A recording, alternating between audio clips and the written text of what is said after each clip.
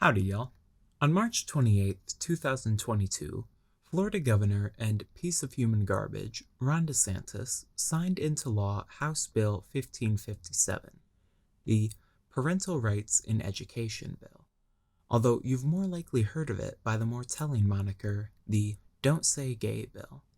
The bill, and unfortunately now law, among other things, prohibits public school teachers from instructing kids about sexual orientation or gender identity throughout kindergarten to third grade, and places additional restrictions on instruction past then. The law has received fervent support from conservative politicians and weirdos online whose only argument in favor of the law seems to be accusing everyone that disagrees with them of being pedophiles. And while there is significant opposition to the law from teachers groups, LGBTQ groups, and just generally people who aren't complete morons, it's clear that this law is a massive hit among the target audience of conservatives.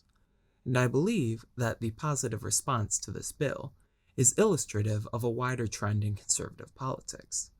That being a history of policies which don't have all that much of an effect in terms of what they're actually addressing. Instead of actually changing anything that much, these policies tend to instead simply hide the quote-unquote issue from view and create a stigma around it.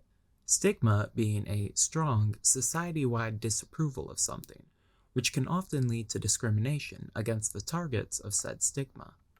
So I'm going to talk about it. I'm not great at writing segues. Now, before they manufactured an outrage over critical race theory, Los Angeles may have been the single most complained about topic in conservative circles, and while I certainly have my own gripes with California, it is way too hot there, the principal one among conservatives tends to be the number of homeless people living in the city. And the way it tends to be looked at, the problem is not necessarily that there are so many people without homes, but rather that we, the rest of society, have to see them, being all homeless and stuff. There are millions of complaints about homeless people begging for change or defecating in public, but comparatively few complaints about the systems that lead so many people to needing to beg for change to get a meal, or not having access to a real bathroom. And of the ideas we'll be taking a look at today, this is definitely the most bipartisan.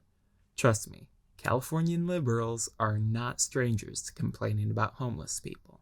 And I think part of this is how, of the groups we're looking at, the homeless, despite being possibly the easiest of these groups to empathize with, are, rather paradoxically, not all that sympathetic in the eyes of society.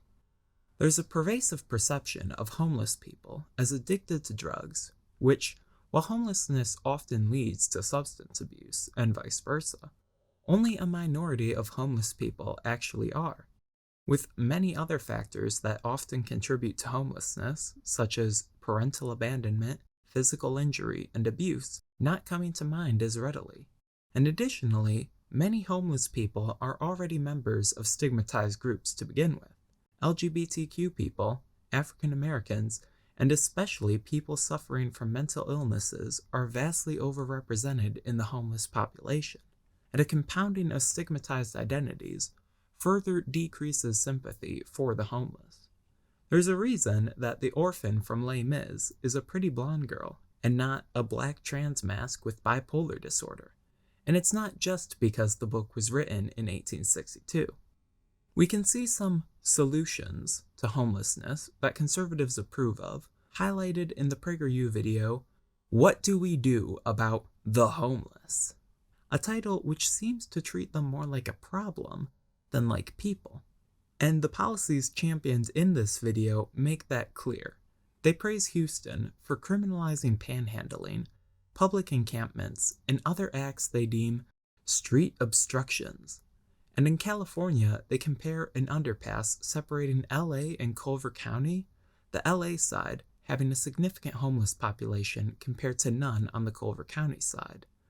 But the reason for this discrepancy is that Culver County officials simply force homeless people out of the county's borders. The solution is literally, what if we take homelessness and push it somewhere else? While these policies may keep homeless people out of the view of rich conservatives, they don't actually reduce homelessness. They just push homeless people elsewhere and make life even more difficult for an already incredibly vulnerable group. And despite the concern that they claim to have for drug addiction in homeless communities, conservatives are often staunch opponents of needle exchange programs, which provide clean needles to people addicted to drugs in order to reduce the spread of diseases such as HIV and other comparable policies. There was a recent blow-up on Twitter over a Biden policy which, among other things, aimed to provide safe smoking kits. Many Republicans claimed this meant giving people free crack pipes. But it was later clarified that the policy did not and never had included funding for crack pipes. Although this wouldn't necessarily have been a bad thing if it had, because these types of policies often try to steer people away from injection and towards smoking, which can be a safer method of consuming drugs while they work to get off of them entirely. The point of these policies is, after all, to reduce harm, a reduction which is sorely needed in the face of the opioid epidemic America is currently undergoing. But these harm reduction policies are contentious among conservatives because they're seen as being soft on drug users. The war on drugs has created an incredibly harsh stigma against people addicted to drugs, with programs such as Just Say No, framing addiction as some kind of moral failing. So even though these policies of needle exchange programs, safe injection sites, and smoking kit distribution are crucial to reducing fatalities among drug users, they face a lot of opposition from conservatives because in order to fix the problem of drug addiction, you need to address the symptoms and offer help to the victims. It isn't enough to simply pretend they don't exist, let them die en masse of disease and overdose, and throw the rest in prison. But the policy that I think best illustrates this idea is abortion. It's no secret that conservatives hate abortion, and much like with the Don't Say Gay law, there's been a lot of recent laws passed by states which put increasingly harsh restrictions on abortions. The right has been steadily pushing the time window where having an abortion is legal closer and closer to none at all, and they've been shutting down abortion providers across the country. Given the current direction of the Supreme Court, I think there's a serious threat we may see the Roe v. Wade case overturned, and it's already been weakened by the 1992 Casey v. Planned Parenthood case, which is the ruling that set the precedent for all these hurdles to getting an abortion, which we've seen pop up in the past few decades. While the majority of Americans think abortion should be legal, and indeed have thought so for decades, we're heading towards a future where it could be completely illegal to have an abortion in some, if not all, states. But even if this future does come to pass, the actual amount of abortions in the United States will likely not change much, because the solution Republicans are so fond of, making abortion illegal, has been shown time and time again to not actually reduce the number of abortions. Prior to Roe v. Wade, abortion was still relatively common in the US. It was just carried out illegally, through procedures that were far less safe and led to a far greater risk of fatality. Roe v. Wade did not increase the number of abortions. Rather, it decreased the number of deaths among those receiving an abortion, because they were able to procure one safely and legally. And it's unlikely that the abortion rate would fall if it was once again criminalized in the United States. We're already seeing support networks being created among those seeking an abortion and those seeking to help them, in states where abortion rights are under attack. In the internet age, people can simply order medications like mifepristone and misoprostol online and perform the procedure from their own home. And outside of the US, it becomes even more clear that legality simply does not affect abortion rates. The countries with the highest rates of abortion, like Pakistan, are also countries where abortion is completely illegal. So the policy that anti-abortion advocates champion doesn't actually address the problem they think it does. But what it does do is create a stigma around getting an abortion. People who decide it's best for them to not give birth are regularly treated like social outcasts. Even now, those who opt to get legal abortions can face extreme judgment and derision from protesters outside of clinics, and even the abortion providers themselves, simply for exercising their agency over their own body. The only policy that's been shown to actually reduce the amount of abortions is access to contraceptives and comprehensive sex education. But here we see another thing conservatives despise. Because conservatives have consistently been very opposed to sex education in public schools, they tend to not want it discussed in general, and when it is, usually back in abstinence-only education, that simply tells kids not to have sex, while failing to educate on stuff like contraceptive usage. And while this can, in theory, sound like the best option, in practice it fails to yield any results. Study after study shows that abstinence-only education simply fails to reduce the rate of teen pregnancy, fails to reduce STD rates amongst teens, and fails to even delay when teens begin engaging in sexual activity. An education regimen that literally only says, "don't have sex," doesn't even keep teens from having sex for one extra day. Because sex amongst teenagers is the same situation as with abortion. It does not matter if you like it or if you approve. It's going to happen.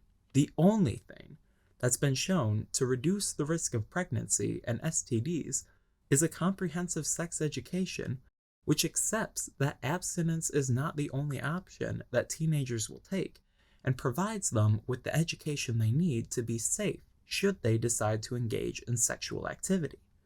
To steal a metaphor, when it comes to driver's ed, we don't teach people, don't drive so that you won't get in a crash, but rather we teach people how to drive and how to wear a seatbelt. But conservative opposition to sexual education goes all the way down. Lately, the right has been very loudly hostile towards the idea of having sex ed earlier on in schooling. Notably, many have taken to calling anyone who advocates for elementary level sex ed pedophiles or groomers. But this stems in part from a basic lack of understanding of what elementary level sex education actually is. Opponents love to rail about groomer teachers telling children how to have sex, but sexual education spans far beyond just the act of sex. Elementary sex ed, rather than talking about actual sex, instead generally focuses on helping kids understand their body parts, and crucially, what sort of touching isn't appropriate. This type of education has been shown to improve children's abilities to protect themselves, as well as led to an increase in children communicating with their parents and reporting abuse. And comprehensive sex ed has also been shown to reduce violence between teenage partners and increase bystander intervention in the event of such violence. It's also often overlooked that a significant portion of sex ed is just puberty shit, which is better to know before it starts than after or during. If you randomly started cramping and bleeding one day with no clue what was going on, you'd probably freak the fuck out. And on the less extreme end, it's best for everyone that teenagers know about deodorant. In response to this, many conservatives will say that teaching kids that stuff is the parents' job. But the simple fact is that a lot of parents are either unwilling or unable to teach sex ed effectively. When you leave sex ed solely to the parents, you're going to wind up with a significant amount of children who don't get taught anything about their own bodies. Nobody says just leave math to the parents, and understanding things like consent is arguably more important than long division. Conservatives claim to oppose these comprehensive sex ed laws on the grounds of protecting children's innocence and protecting kids from groomers, but a lack of proper sex education does not protect kids. Rather, it puts them at increased risk of sexual violence from childhood through adulthood, increased risk of pregnancy, increased risk of disease. A pedophile's dream is a child who lacks understanding of what inappropriate sexual contact is. The right would rather put kids at actual physical risk in order to protect some abstract concept of innocence then simply acknowledge that sex exists and teach kids how to stay safe. And that brings us back to what we started this video with, the Don't Say Gay law in Florida. Because another crucial element of comprehensive sex ed is teaching kids about concepts like the LGBT community and the varying ways in which people can express attraction and gender identity. It used to be fairly common for LGBT youth to grow up not knowing that other gay, bi, ace, or trans people existed. And when you spend your entire childhood being told you're supposed to be a certain way that you just aren't, and not seeing anyone else like you, it can lead to feelings of isolation and confusion. And additionally, LGBT youth are frequently the targets of bullying and harassment.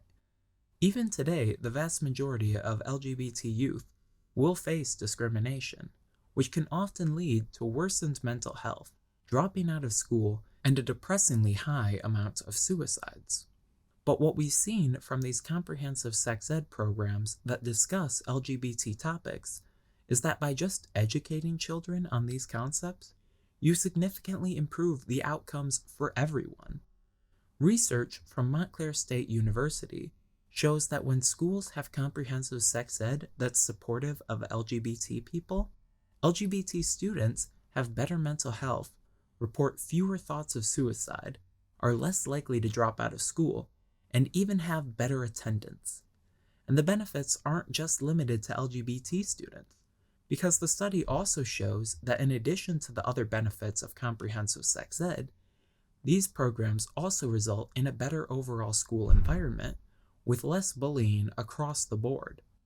But despite all of the benefits that make LGBT-inclusive sex ed, frankly, a no-brainer, it is precisely this that has been outlawed in Florida and under attack nationwide.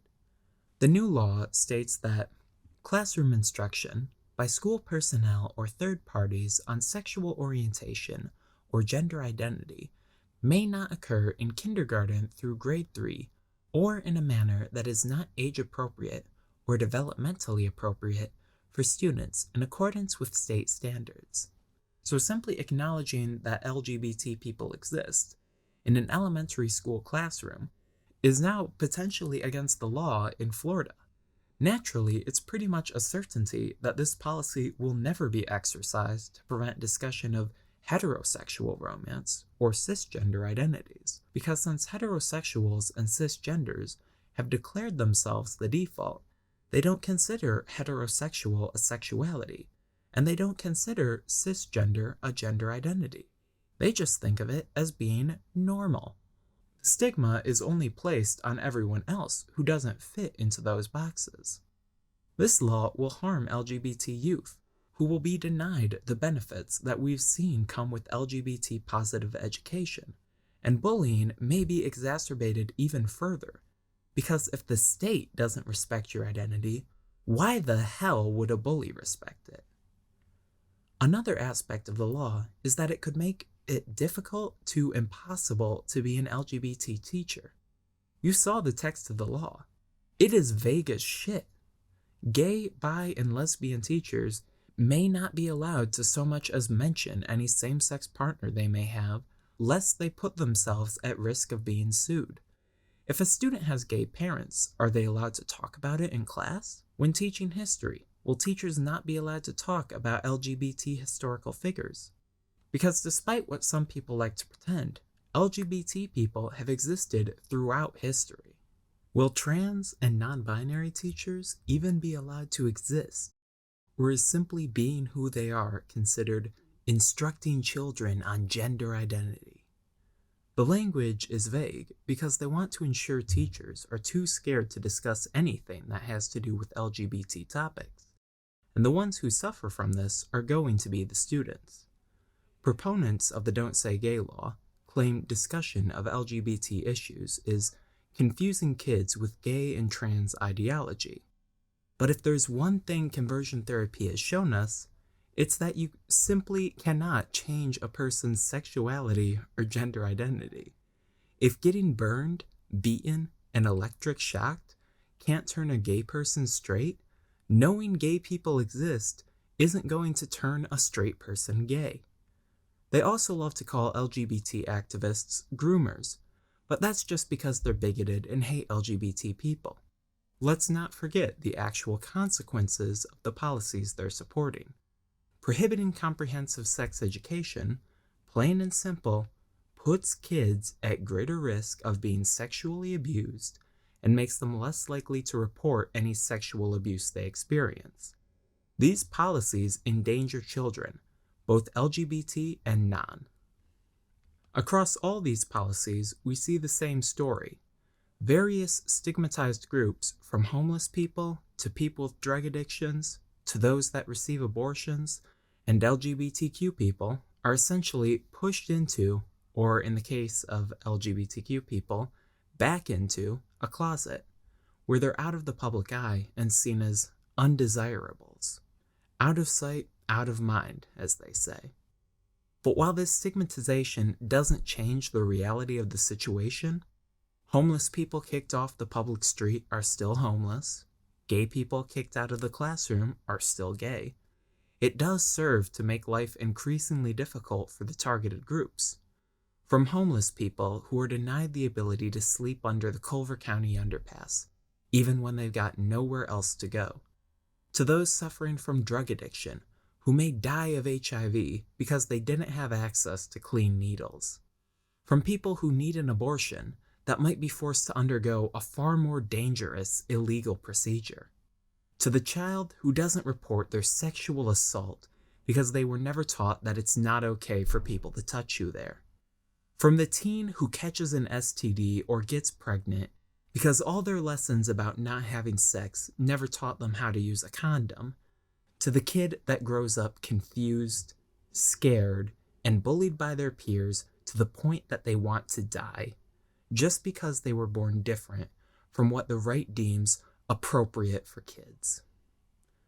It's crucial to end the stigma, to empathize with and support the targeted groups, and to see through the lies that conservatives tell us. It's not about protecting the streets. It's not about protecting taxpayer money. It's not about protecting babies. It's not about protecting innocence.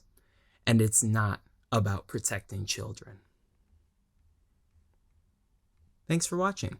Like, comment, and subscribe. And if you want to support me financially, you can donate to my Patreon to get your name listed with the lovely people scrolling by right now, including the $10 and up Patreons, Sleepy Boy Uwu. Part 5 of the PragerU series is coming, but with the Don't Say Gay bill becoming the Don't Say Gay law, I just really had to get this one off of my chest. I'm sorry it got so dark, but it's hard to discuss these topics while keeping things light, you know? If you want to see more about that PragerU homeless video, YouTuber Thought Slime did a great video on it, link in the description. If you want some good LGBTQ content for kids and adults, I recently watched The Owl House after a year of my friend telling me to, and it's so good. Alex Hirsch is easily my second favorite Alex after myself. Although you may not want to support Disney because of the whole Don't Say Gay bill thing, but this is the internet, I'm sure you can think of something. It does feel pretty good to make a video that's mostly not about PragerU again. I hope you enjoyed it as much as I did.